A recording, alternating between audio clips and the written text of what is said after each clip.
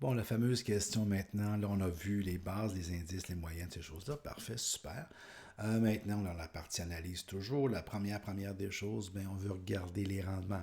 Il n'y a rien de plus simple et direct et expressif que ça. Donc, qu'est-ce qu'on veut regarder? La manière de mesurer les rendements. On peut les mesurer par année civile. On va le voir.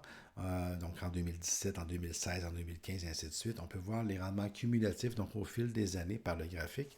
On peut voir les chiffres de rendement annuel composés 1, 3, 5, 10. On peut les analyser par le quartile et finalement analyser par le R carré qu'on appelle la corrélation à l'indice de référence. C'est toutes des façons différentes qu'on peut avoir de mesurer les rendements. On va sans plus tarder plonger dans la première analyse. Donc, bien sûr que c'est extrait ici de Laboratoire Advisor. J'ai le fonds ici, CI, signature, revenu et croissance. Vous voyez ici en bas, j'ai les rendements par année civile en 2008, 2009, 2010. Ce que j'aime du principe de l'année civile, c'est qu'on s'en souvient. On se souvient de 2008, on se souvient de 2001, 2002. Plus facile que de faire de mars, de juin à juin et les rendements annuels composés. Donc, j'aime ça. Le graphique n'est pas le plus faramineux du monde comme graphique, mais bon, c'est ce que j'ai avec Lab Advisor. Donc en 2008, on voit négatif, 2009, positif, positif, 2011, négatif, positif, positif, un petit peu négatif, et ainsi de suite. Fait que je peux avoir un rendement, je peux avoir sur 10 ans, j'ai eu 2, 3 années négatives, dont une très négative en 2008, le reste, ça a été positif. Donc c'est facile à voir, c'est visuellement pas compliqué. Les chiffres en bas me donnent aussi l'histoire de ça. C'est bien. C'est facile de s'en souvenir. Je vais prendre un autre exemple ici. Je compare cette fois-ci le fonds McKinsey, exemple, avec le fonds AGF. Ben, première chose, je peux me rendre compte qu'il y a une corrélation entre les deux. Les deux fonds sont positifs en même temps, négatifs en même temps. Donc, on peut voir en 2013, les deux fonds ont été négatifs. Par contre, le McKinsey a été plus négatif. En 2014, les deux fonds sont revenus. Je peux voir ici qu'il y a une corrélation entre les deux. À l'œil, ici, samedi, ben en 2009, le AGF gagne. En 2010, il gagne. Pas en 2011, oui en 2012, oui en 2013, qui a baissé moins. Oui en 2014. Bon, donc, ce que j'aime de ça, c'est que par rapport au cumulatif, c'est que je peux voir un fonds qui est meilleur qu'un autre. Je peux voir s'il va battre l'autre de façon régulière ou si ça va être juste une année où est-ce qu'il a été chanceux, que vraiment, ça peut arriver qu'il y ait un fonds qu'une année, il fasse vraiment, vraiment mieux que l'autre, puis que le reste du temps, il perd, il perd, il perd.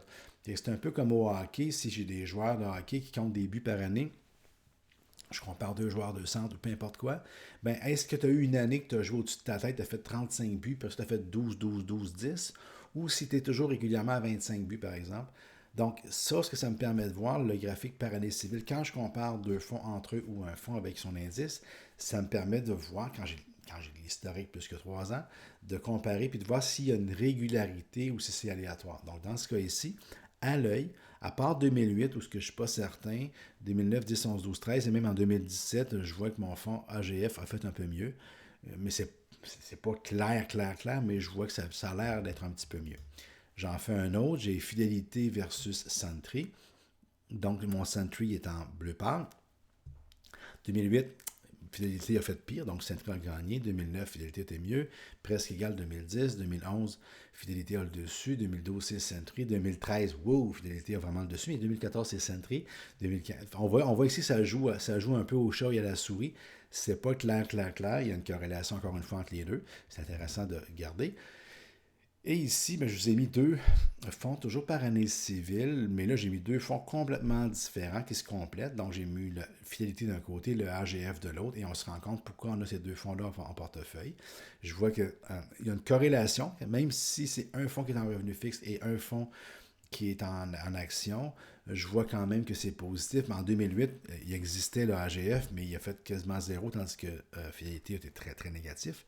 Le reste du temps, heureusement que j'ai du fonds d'action pour donner du rendement positif. Mais en 2013, voyez-vous, j'ai eu une corrélation négative. En 2013, j'ai eu un fonds mon AGF a été un rendement négatif. Par contre, Fidélité a eu un rendement très positif. 2014, 2015, 2016. 2017, à cause des écarts, on voit un petit peu moins bien. Donc, on voit la complémentarité des deux. Donc, ça, c'est le rendement par année civile. Les chiffres sont peut-être des fois mieux que les graphiques à ce niveau-là. Mais on peut voir dans ces cas-là, on aimerait qu'il y ait plus une non-corrélation que ça, mais il y a quand même une certaine corrélation. Mais c'est ça, ça me permet de voir avec les statistiques les différents rendements. Là, je ne vous passerai pas tous mes 6 fonds en revue, mais c'est pour voir un peu les différents rendements, les différents fonds et de les comparer et de s'en souvenir parfaitement. Le deuxième, qui est mon préféré, je ne vais pas m'en cacher, qui est beaucoup plus visuel, puis je pense que vous allez être d'accord avec moi, c'est lui qu'on est le plus habitué, c'est le fameux rendement cumulatif. Donc, une fois qu'on a réglé l'histoire par les années civiles, à savoir si un fonds a juste été meilleur qu'un autre une seule fois par la chance ou tout ça, une fois qu'on a réglé cette partie-là, celui-là ici me donne vraiment le plus. Et voyez-vous, tantôt, j'avais de la misère à me faire une idée sur AGF versus McKinsey, une des raisons. Voyez-vous, sur 10 ans, j'étais à un 3,19 pour le AGF, puis j'étais à 3,34 pour le McKinsey. On se parle de 0,15%, donc c'est 0,15% de différence. On se parle de même pas 200$ sur 10 000$, sur 13 000$ de différence. Donc c'est pour ça qu'ils flènent, qu'ils se ressemblent. L'année civile ne me donnait pas complètement l'image parfaite. Ça ici me dit, ah ok, c'est quand même très très proche.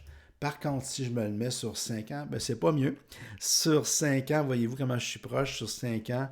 Je suis à 1 sur les 3 puis 1 sur les 12 de rendement moyen. J'ai 40$ de différence. Et je le mets sur 3 ans. Puis j'étais plus ou moins vraiment pas. Quand j'arrive avec un cas, ça c'est pas pour rien, je prends cet exemple-là. Quand je prends un cas comme celui-là, où est-ce que je mets le rendement cumulatif, puis c'est tellement, tellement proche comme ça, ben, ça devient d'autres éléments presque que le rendement. Ça peut être les frais de gestion, ça peut être la réputation de la compagnie, ça peut être les coûts, plein d'autres choses. Mais ici, quand c'est très, très proche comme ça, je ne suis pas capable de me faire vraiment, vraiment une tête. Je me dis, ben, c'est ce que j'appellerais bonnet blanc, blanc bonnet. Puis dans ce temps-là, je vais avoir tendance à prendre lui qui a un petit peu moins de risque ou lui qui coûte un petit peu moins cher.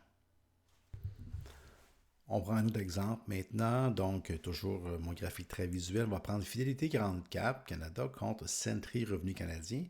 Alors on a ici un exemple sur 10 ans, puis là j'ai mis 10 000, c'est ça, j'ai mis 10 000 là-dessus et on arrive à un rendement de 8 points. Voyez-vous que c'était difficile de tantôt de le déterminer sur 10 ans. J'étais à 8,67 de rendement annualisé, à 22 900 sur les 15 pour Fidélité. Puis pour Century, j'étais à 8,79 à 23 215. Donc, j'étais à 215 plus 25. J'étais à 240$ de différence sur 20 000. Donc, point quelques. Donc, c'est pour ça qu'on avait de la misère tantôt le visualiser avec mon rendement par année civile. Je regarde maintenant sur 10 ans. Je vois qu'il y a des moments donnés où Century était plus en avance dans les années 2010, 11, 12. Mais on voit qu'en 2013, Fidélité s'est replacé. Puis au final, sur 10 ans, c'est très, très proche. Je le regarde sur 5 ans. Là, il y a une plus grande différence. Sur les derniers 5 ans, là, le style de fidélité l'a emporté sur le Century. Donc, est-ce qu'il y a eu un changement de gestionnaire ou c'est un changement de style? Ils sont dans la même gang, ce sont des actions à majorité canadienne. Derniers 5 ans, j'ai une moyenne de 10,14 pour fidélité, de 8 pour Century. Une bonne différence. 16 200 au lieu de 14 000. Fait que là, je me dis, OK, il se passe quelque chose. Derniers 3 ans, oups, regardez les derniers 3 ans, Century, j'étais à 3,18 de rendement annualisé versus 2,57. Donc, Century, meilleur rendement sur 3 ans. Donc, voyez-vous, entre le 5 et le 3 ans, il s'est passé quelque chose dans les 2 années, on se souvient. Donc, c'est pour ça que c'est le fun de voir les rendements de différentes manières, de ne pas les prendre comme étant un absolu, mais de les prendre de différents angles. Là, ce que je me rends compte, c'est que des fois, c'est Fidélité qui a des meilleurs, des fois, c'est Century. J'aurais la difficulté à me positionner présentement sur la simple base de ce que je vois là. On continue. Même principe, on est rendu dans nos fonds mondiaux neutres. Donc ici, j'ai le CI signature contre le dynamique. Encore une fois, sur 10 ans. C'est le fun d'avoir pris 10 ans. Hein? Alors, des fois, on ne les a pas, les tabarouettes de rendement sur 10 ans. Là, je les ai. Fait que c'est toujours mieux. On voit que c'est très, très différent. Le mouvement du blue chip, surtout en 2017, on voit que c'est très différent, mais quand même. Là, j'ai mis 100 000. Juste pour montrer, c'est plus facile de voir les différences avec un plus gros montant.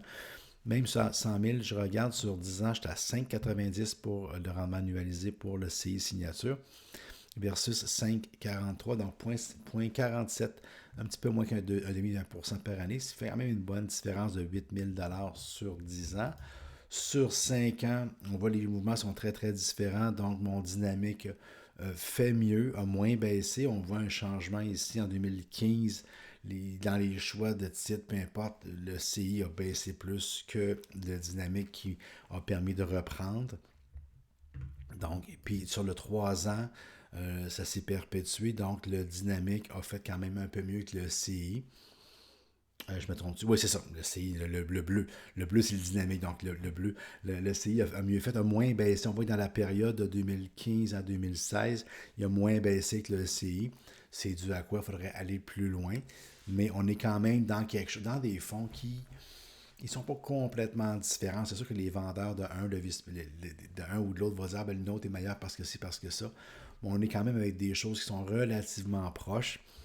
Donc, ça serait à étudier encore un petit peu plus, mais ça donne l'idée que quand on a des graphiques cumulatifs, on peut s'amuser. Je suggère toujours au moins 3. Quand on a 10 ans, ben 10, 5, 3, c'est bien. Si j'ai 6 ans, ben d'avoir 6, 4 et 2, d'avoir différents angles pour pouvoir voir différents types de rendements. Et c'est un graphique qui fonctionne bien avec 2, 3, peut-être 4, mais quand on arrive avec au-dessus de 4 fonds, c'est pas un graphique qui est efficace. Par contre, quand on va dans le mode du portefeuille, ça c'est d'autres choses, ça donne un très très bon rendement. Pas un rendement, mais un très très bon visuel, je pourrais dire.